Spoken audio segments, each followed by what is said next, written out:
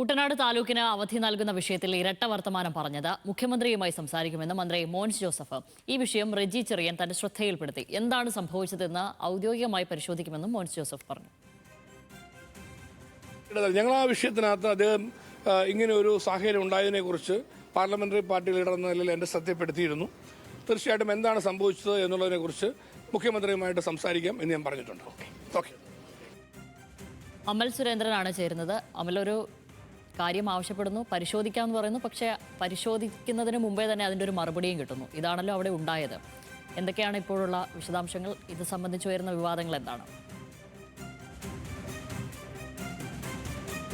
ശ്യാമലി, കഴിഞ്ഞ ദിവസങ്ങളിലെല്ലാം നിയമസഭയിൽ ഉണ്ടായ മൈക്ക് ഓഫായി എന്ന് കരുതിയാകാം ഒരുപക്ഷെ പ്രതിപക്ഷ നേതാവ് മുഖ്യമന്ത്രി ഈ സഭയിൽ തന്നെ റെജി ചെറിയാൻ, അതായത് കുട്ടനാട് MLA റെജി ചെറിയാന്റെ മൂലം വള്ളംകളിയുടെ അന്നത്തെ ദിവസം പ്രാദേശികമായി അവധി നൽകുമോ എന്ന ചോദ്യത്തിന് പരിശോധിക്കാം എന്ന് പറഞ്ഞതിന് ശേഷം മൈക്ക് ഓഫാക്കി എന്ന് കരുതിക്കൊണ്ട് ഒരു കാരണവശാലും കൊടുക്കില്ല എന്ന് പറഞ്ഞത്. ഏതായാലും ആ ഒരു പ്രസ്താവനയെ വലിയ രീതിയിലുള്ള ട്രോളായി സാമൂഹ്യ മാധ്യമങ്ങൾ ഏറ്റെടുത്തപ്പോൾ കുട്ടനാടിനെ സംബന്ധിച്ചിടത്തോളം അതൊരു വൈകാരിക പ്രശ്നമായിരിക്കുകയാണ്. പ്രത്യേകിച്ചും ഇന്ന് മുഖ്യമന്ത്രിക്ക് എതിരായിട്ടുള്ള ശക്തമായിട്ടുള്ള പ്രതിഷേധമാണ് ചമ്പക്കുളത്തടക്കം പ്രഖ്യാപിച്ചിരിക്കുന്നത്. അതിനിടയിലാണ് മോൻസ് ജോസഫിന്റെ പ്രതികരണം വന്നിരിക്കുന്നത്. പ്രത്യേകിച്ചും കേരള കോൺഗ്രസ് ജോസഫ് വിഭാഗത്തിന്റെ നിയമസഭാ കക്ഷി നേതാവാണ് മോൻസ് ജോസഫ്. അപ്പോൾ അദ്ദേഹം പറഞ്ഞത് പ്രകാരമാണ് എങ്കിൽ കുട്ടനാട് MLA ആയിട്ടുള്ള റെജി ചെറിയാൻ മോൻസ് ജോസഫിനെ ഈ ഒരു വിവരം ഇതിനോടകം തന്നെ അറിയിച്ചിട്ടുണ്ട്.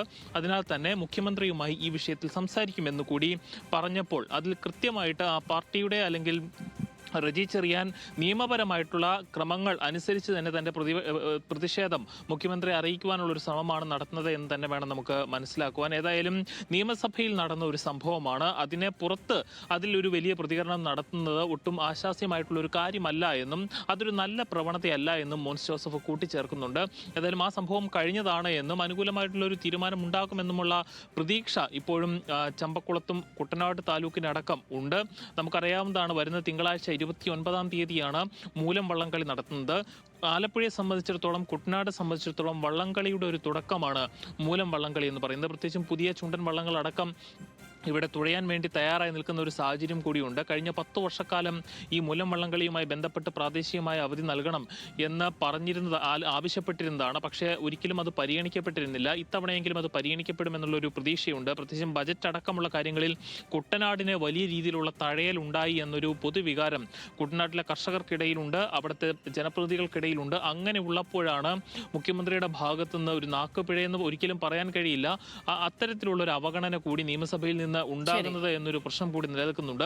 അങ്ങനെ വരുമ്പോഴാണ് കുട്ടനാട്ടിലെ ജനങ്ങൾ ഇതിനെ ഒരു വൈകാരിക പ്രശ്നമായിട്ട് എടുക്കുകയും അദ്ദേഹത്തിന് എതിരായിട്ട്, അതായത് VD സതീശനെതിരായിട്ട് ഇന്ന് വലിയ രീതിയിലുള്ള പ്രതിഷേധം നടത്താനുള്ള ഒരുക്കവുമായിട്ട് മുന്നോട്ട് പോകുന്നത്. അദ്ദേഹത്തിന്റെ കോലമടക്കം കത്തിക്കാനുള്ള തയ്യാറെടുപ്പുകൾ നടത്തുന്നുവെന്നാണ് നമുക്ക് അറിയാൻ സാധിക്കുന്നത്. ചമ്പക്കുളം മൂലം ഫാൻസ് ക്ലബ്ബാണ് ഈ ഒരു പ്രതിഷേധം തയ്യാറാക്കിയിരിക്കുന്നത്. ശ്യാമലി.